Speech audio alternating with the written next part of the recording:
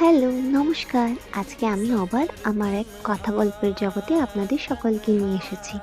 কি আপনারা সকলেই ভাবছেন হয়তো যে আমি হঠাৎ করে কোথায় চলে যাচ্ছি। তবে এটা আমার একটা ছোট্ট মিনি ট্যুরের একটা ভিডিও আমি আপনাদের সকলের সাথে ভাগ করে নিতে যাচ্ছি।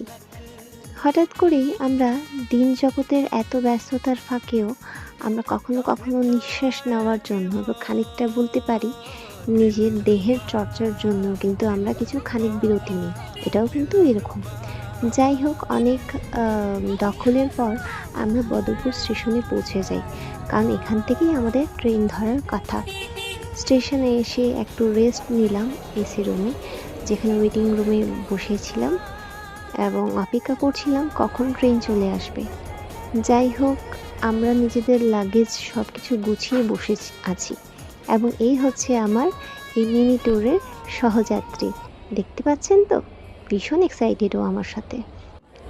এবং বলতে পারি এই সামার ভ্যাকেশনে এত ভিড় ছিল মানুষের, যে মনে হচ্ছে গোটা বারাকবাসী যেন কোথাও না কোথাও নিজের সেই রিচার্জের জন্য কোথাও না কোথাও ঘুরতে যাচ্ছে।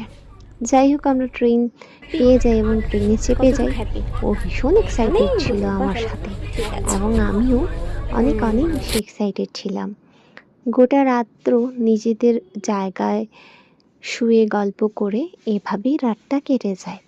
রাত কেটে যাওয়ার পর গোটা রাত পেরিয়ে আমরা অনেক সকাল সকাল কিন্তু ভোরবেলা পৌঁছে যাই গুয়াহাটি।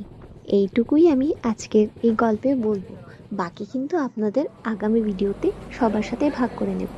যাই হোক, স্টেশনে পৌঁছার পর আমরা সেখানের পাশেই একটা হোটেল বুক করে নিই এবং এটাই ছিল আজকের এই ছোট্ট ভিডিও কিছু একটা কথা। বাকি সব কিছু আমি আমার আগামী ভিডিওতে সবার সাথে ভাগ করে নেব।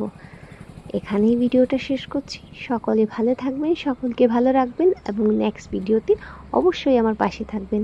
টাটা।